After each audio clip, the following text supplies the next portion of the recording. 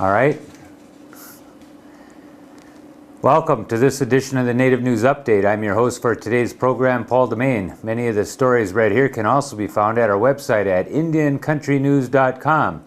Here is the news from the day from the Associated Press and other Native news sources. Hennepin County prosecutors are accusing a former Minneapolis charter school executive of embezzling nearly $1.4 million from an American Indian school.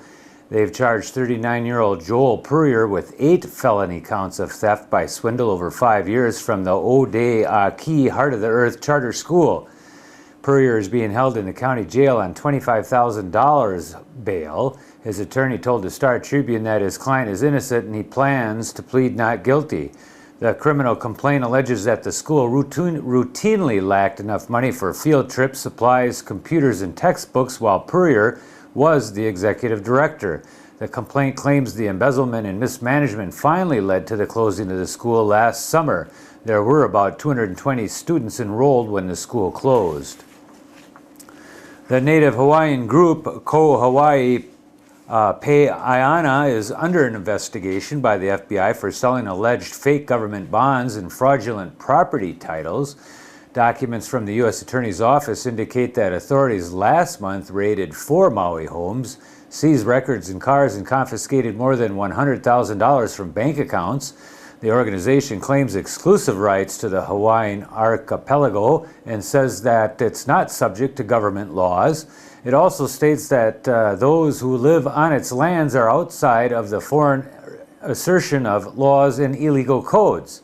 But the FBI alleges the group is marketing a Royal Hawaiian Treasury bond to homeowners behind on their mortgage payments on 4 of the islands there, including Maui, Big Island, and Kauai.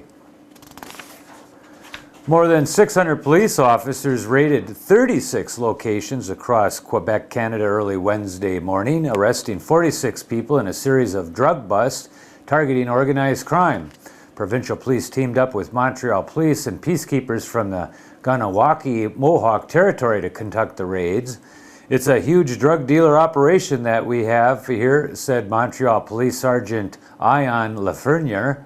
Lafreniere said police are going after crack producers and distributors. He said one raid was carried out at a warehouse on Ganawaki, and 2 Mohawks were arrested with the help of Mohawk peacekeepers. Police said they seized quantities of cocaine, marijuana, and ecstasy, as well as contraband tobacco, guns, and cash. Police said they've arrested 43 men and 3 women. To the east of Ganawaki, and on the 4th day of the bridge closure between the United States and Canada through a port in Akwesasne, Mohawk security officers have been cleaning and maintaining the customs facility that was vacated by border officers at midnight, June 1st. First Nations leaders and organizations continue to contact the Mohawk Council of Akwesasne with offers of assistance and support, and an online petition protesting the arming of border officers at Akwesasne has gained more than 400 signatures. You can find that petition at www.ipetitions.com. You're looking for the No Guns for CBSA, all one word, as a key word to find that petition there. The Canadian Public Safety Minister Peter Van Loan continues to say the border will remain closed until the Mohawk accept the arming of Canadian Border Service agents with Beretta PX4 Storm 9mm pistols.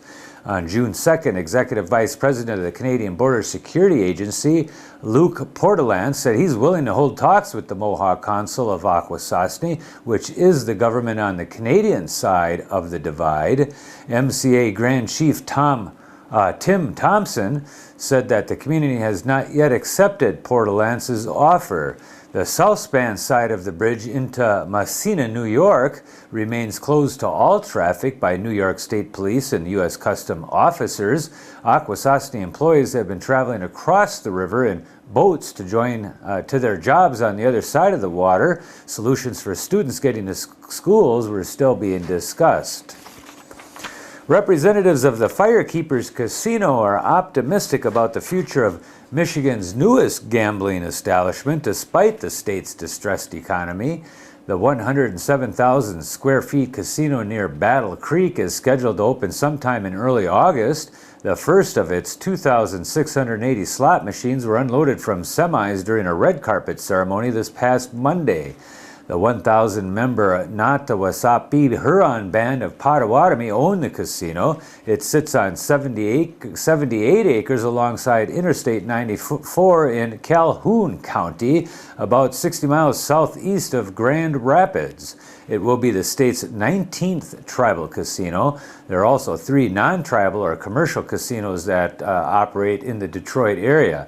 Ground was broken for the casino in May 2008 after a decade of planning. A hotel is possible, but not currently in the works. About 28,000 people have applied so far for the casino's 1,500 jobs. Thousands of Navajo citizens are expected to receive free eye exams and eyeglasses by September under a $300,000 contract signed between the Navajo Tribal Council and Bishop Optical. More than 1,700 people have lined up for appointments at Bishop's Gallup location during the first 13 days since the program began, owner Doug Bishop said. He anticipates serving over 4,000 people before the contract expires on September 30th. He says it's crazy. We're doing a couple hundred pairs of eyeglasses per day. The money was allocated at the tail end of the Council's winter session in January, Shiprock delegate Leonard Anthony said. The last-minute bill, sponsored by Anthony and Delegate Young Jeff Tom, called for a request for proposals from local optical outlets. The bill came after the council voted earlier in the session to appropriate an additional $300,000 to 3 other local optical companies. Since 1992, Bishop has submitted bids annually to the council to fund an eyeglass program for the tribe's elders. Only recently, the program was expanded to provide eyeglasses for students and any tribal member in need.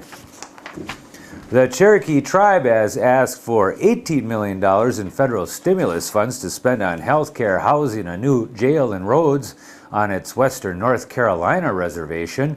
The Asheville Citizen-Times reported that the tribe already has been allocated more than $1 million. Most of that money will be spent on road and bridge projects initially. Michael Hicks is the chief of the Eastern Band of Cherokee Indians and says housing and health care are the group's real critical needs. The tribe has about 13,500 members. Tribes are expected to get about $3 billion from the stimulus package overall, and most of it will be spent on housing. The National American Indian Housing Council says more than 200,000 new homes are needed across the nation on tribal reservations. The San Manuel Band of Serrano Mission Indians in California recently donated $25,000 to the Indigenous Language Institute at Santa Fe, New Mexico. The tribe's contribution will support the Institute's work in Indian country, which helps Native communities recover and revitalize their languages. The donations follow a generous Verizon Tech Savvy Award from the National Center for Family Literacy earlier this year, which was awarded in recognition of the Institute's effective use of modern technology to teach Native children their language and culture. These generous gifts reflect the serious consideration that the San Manuel Band and Verizon give to the importance of sustaining Native American language and culture, says the ILI president, Gerald Hill of the Oneida Tribe of Indians of Wisconsin.